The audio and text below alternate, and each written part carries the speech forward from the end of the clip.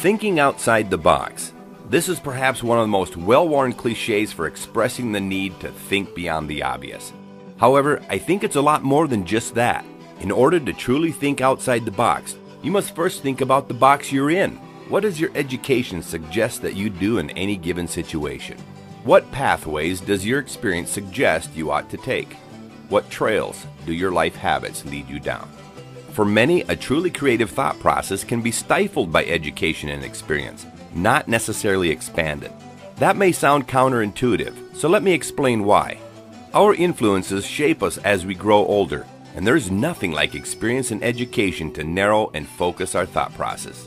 It seems that quite the opposite should be happening, but for many, it only provides further clarity and expertise in obvious areas of our interests. I believe that in order for you to truly think outside the box, you must think outside the limits of your experience and education. You must learn to be comfortable with things that you're not used to. I believe that in doing so, you give your brain permission to venture places you wouldn't have dared go before. For example, how many of us ever change our toothpaste once we find something we like? How often do you visit the same restaurants and order the same favorite dish you always get? Some of us say, I'm a blue jeans kind of guy, while others say, I wear a shirt and tie wherever I go.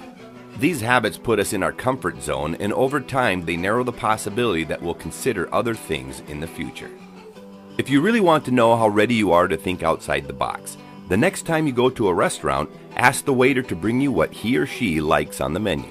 Tell them there's a $10 tip waiting for them if they ask you no questions about what you like or dislike, and then make a game out of it by subtracting $1 for every comment or question they make, searching for input from you on what to bring to the table.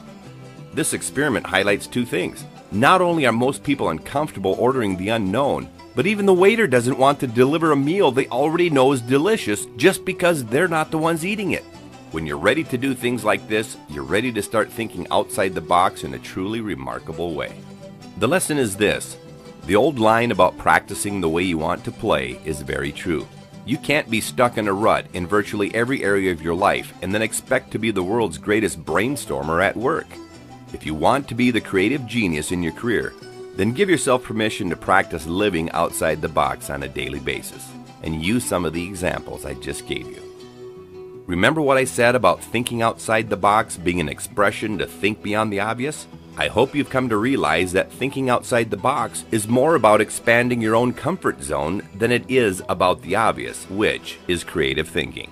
Since there's no time like the present, start today by challenging your comfort zone in simple ways, and you'll find yourself quickly becoming the most amazing outside-the-box thinker in your industry.